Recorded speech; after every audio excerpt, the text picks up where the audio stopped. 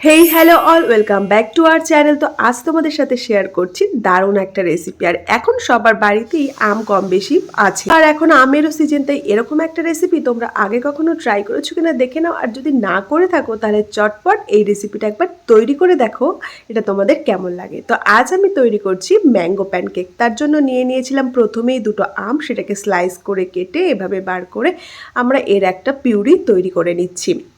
আর এটা তৈরি হয়ে গেলেই আমরা একটা বোলের মধ্যে নিয়ে নিচ্ছি সামান্য পরিমাণে দুধ।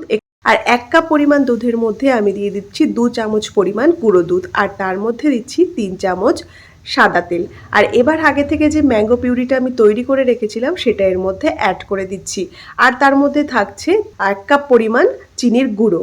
এখানে কিন্তু আমরা গুঁড়ো চিনিটা ব্যবহার করছি, তোমরা যদি গুঁড়ো চিনি ছাড়া নর্মাল ব্যবহার করো তাহলে কিন্তু পরিমাণটা পাল্টে যাবে। তো এভাবেই আমরা এটাকে ভালো করে মিশিয়ে এবার একটা স্টেনারের ওপরে আমি 1 কাপ পরিমাণ ময়দা আর তার সাথে মিশিয়ে দিচ্ছি বেকিং পাউডার 1 চামচ, বেকিং সোডা 1/2 চামচ, আর তার সাথে সামান্য পরিমাণে নুন অ্যাড করে দিচ্ছি। আর এটাকে ভালোভাবে স্ট্রেন করে নিতে হবে যাতে এর মধ্যে কোনো দানা না থাকে।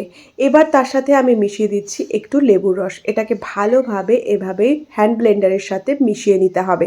আর এই ব্যাটারটা মোটামুটি রেডি হয়ে গেলে আজকে আমাদের প্যানকেক তৈরি করার জন্য সমস্ত কিছুই এবার রেডি হয়ে যাবে।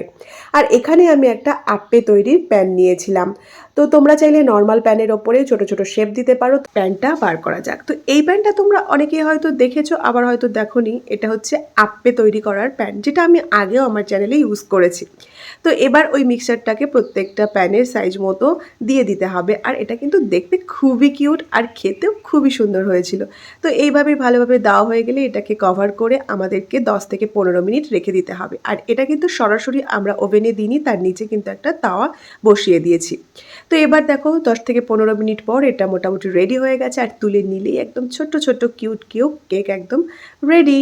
তো এটা দেখতে কেমন লাগছে? আমার তো খুবই সুন্দর লেগেছে, আর খেতেও কিন্তু খুব সুন্দর হয়েছিল। আর এটা তোমরা কিন্তু 2-3 দিন স্টোর করে রেখেও খেতে পারো।